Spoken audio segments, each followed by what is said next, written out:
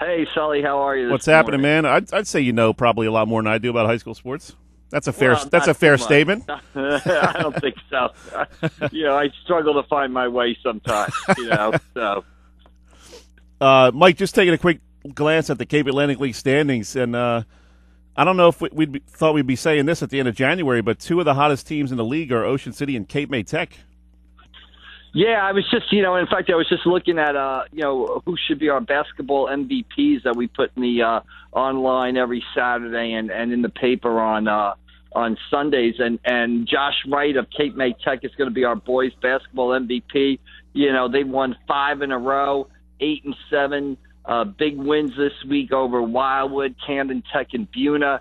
He went for over 30 in the Wildwood and Cape May Tech games. So the Camden Tech game, rather. So he's playing very well, and Cape May Tech 8 and 7, kind of putting themselves back in the picture of that CAL United division. And Ocean City last night, a little bit of a struggle with Oakcrest, but they were able to get by. And if you look at them, they've really got to be the major surprise so far this season.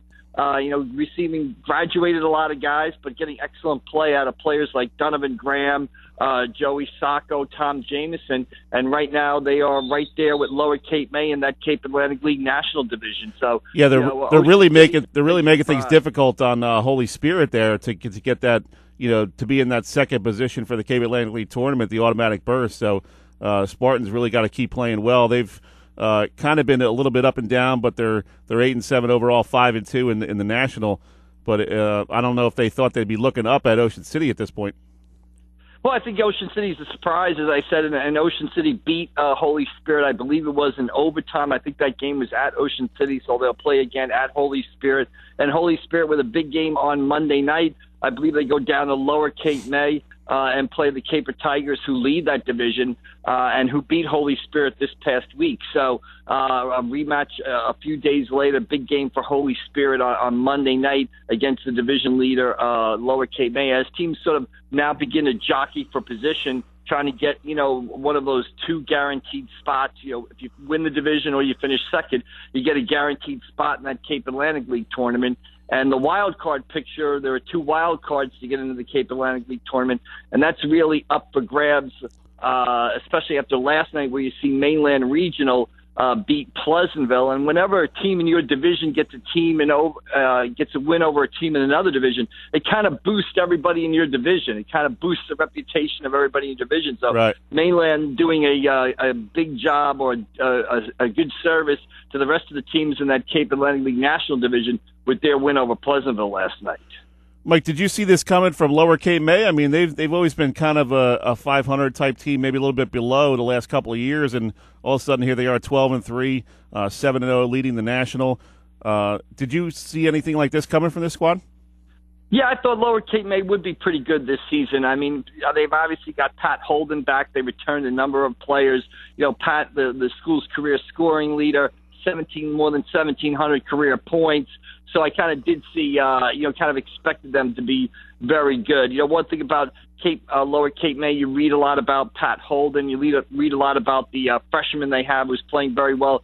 But they've got guys like Aaron Cottrell, a 4-year starter inside, 6'1", good football player, does a lot of the little things for Lower Cape May, grabs those rebounds, gets a key putback here, makes a layup there. So they've got a lot of players like that. So while you read a lot about, and rightly so, about the exploits of Pat Holden down there, they've got a solid team, typified by, a guy like Aaron Cottrell, who does a lot of the little things to sort of make teams successful.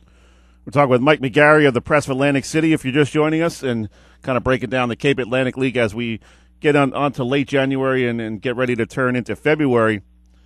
And Mike, Wildwood Catholic, 13-0. They're pretty much the hottest team in the Cal right now. They're making a definite case for that number 1 seed in the Cal tournament. Yeah, absolutely. And we kind of got word this week that their game with Atlantic City would be rescheduled on February 8th. I think they're trying to play it either at MLK Complex in Atlantic City or maybe even out at Stockton. That's certainly a game that's going to draw a big crowd. So the bigger the bigger the gym, the better. But the winner of that game right now would figure to put themselves in position to be the number 1 seed. Wildwood Catholic, a covered game this week. They go up to St. Joe, a tough place to play. You get a great game out of Caleb Fields. He had 33 points, and I was really impressed with the sophomore Taj Feet, 6'5", 6'6". There are very few high school players that can kind of take over a game or, dominate a game or control a game via, rebounding and defense. And he was able to do that, especially in the third quarter last night against St. Joe a few nights ago. He grabbed 8 or 9 rebounds in that quarter, blocked a couple of shots, started numerous Wildwood Catholic fast breaks. So, there are very few high school players who are capable of that. And Wildwood Catholic with a big game today. I believe they play Eastern Regional up at the Jeff Coney Classic, at Rancocas Valley. So we'll have coverage of that later today, as well as a couple of local teams playing up at that event at Rancocas Valley, including Atlantic City versus Trenton Catholic, Millville, Camden, and I believe Holy Spirit and Delsea Regional. So we'll have coverage of those games later today at pressofac.com and in the Press of Atlantic City tomorrow. Mike, this time of year, every year you see, some transfers start to become eligible, but really some impact players when you look around the Cape Atlantic League.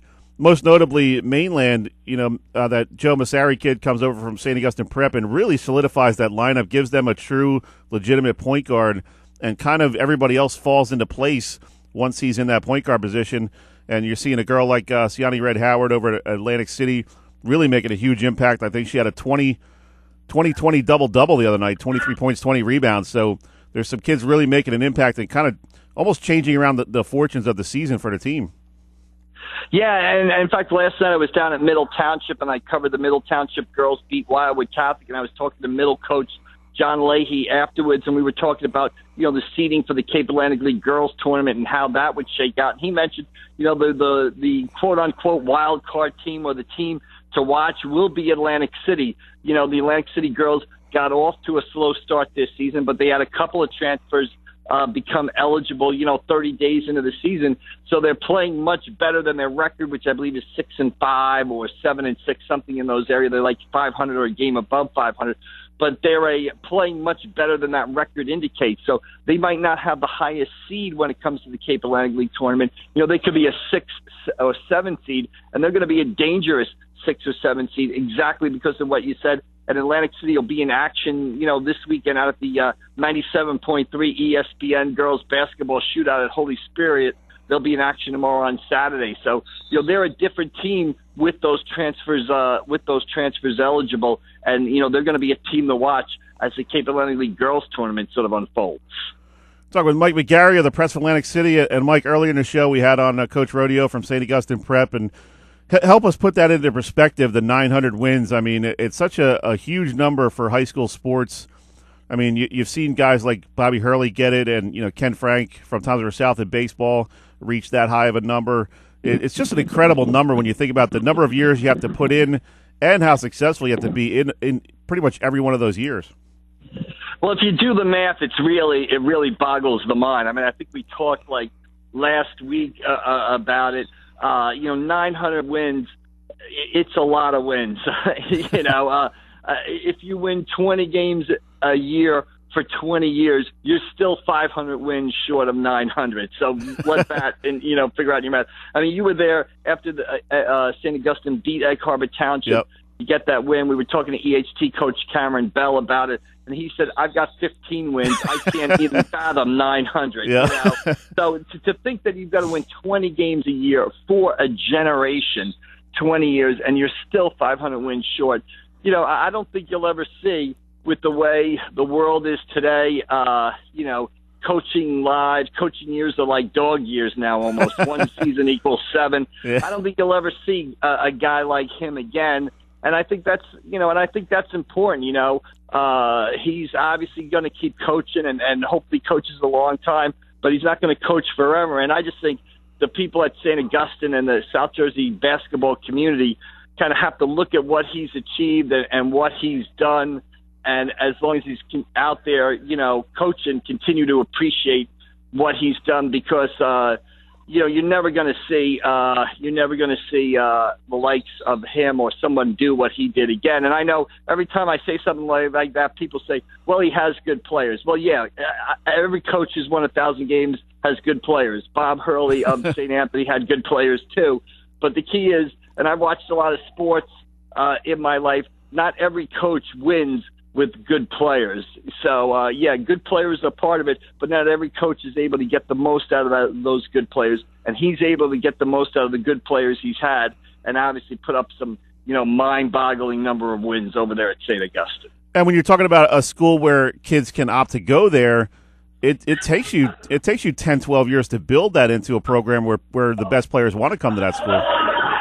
Well, I tell the story or think back of it, when you hit a milestone like that, you think back. But when I first started the Press of Atlantic City in the early 90s, driving out to cover St. Augustine, you drive out Route 40 from our Pleasantville office, and you feel like you were going off the face of the earth, basically. Try to avoid the raccoons and deer and everything else. Right, exactly. It just got darker and darker, and, as you went out there, the street lights disappeared. You make that turn off Route 40, and you go further into the woods to find St. Augustine.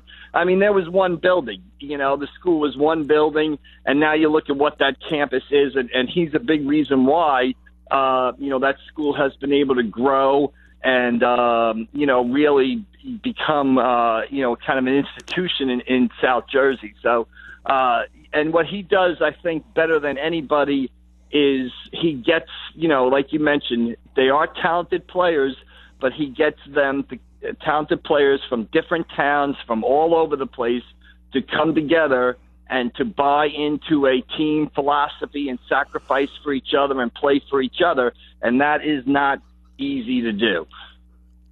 One other way to put it in perspective, Mike, is the players he first coached on his first or second year team. I mean, those guys are grandfathers in their mid-50s right now. Right, exactly. And he's still coaching. I mean, yeah, exactly. I mean, and it's unusual to find a coach who's been at one place his whole life. I mean, he graduated from that school. He's taught at that school. So it's really unusual to find somebody who's actually spent so much of their life, at one place. So it's really a career that is, really incredible. It's symbolized by that, those 900 wins. And, I don't think anybody is going to be able to even come close to, we're not going to see the likes of that again. Good stuff, Mike. Before we let you go, is that definite Stockton Battle by the Bay next weekend? Yes, it is. The Battle by the Bay will be at Stockton on Friday, Saturday, and Sunday at Stockton, and it just got a scheduling change. It'll be Southern Regional versus Winslow, 6 p.m. Friday night, sort of kicking off the Battle by the Bay at Stockton. So it should be some great games. Wildwood Catholic, Camden Catholic, St. Augustine Eastern, and of course, Pleasantville, Atlantic City. What better way to start your big Super Bowl Sunday than with attending Pleasantville, Atlantic City, and then getting ready for the Eagles Patriots later that night. Yeah, that's always a great atmosphere. Looking forward to that. Appreciate it, Mike. Thanks as always, and I'm sure you got a lot to do today, so we'll let you get to it. All right, Sully. I'm not that busy, but thanks anyway. We'll see you later. Don't tell the boss that. I'm trying to make it seem like you're working overtime here. All right. Thanks. See you down the road. Thanks, Mike. That was Mike McGarry from the Press of Atlantic City.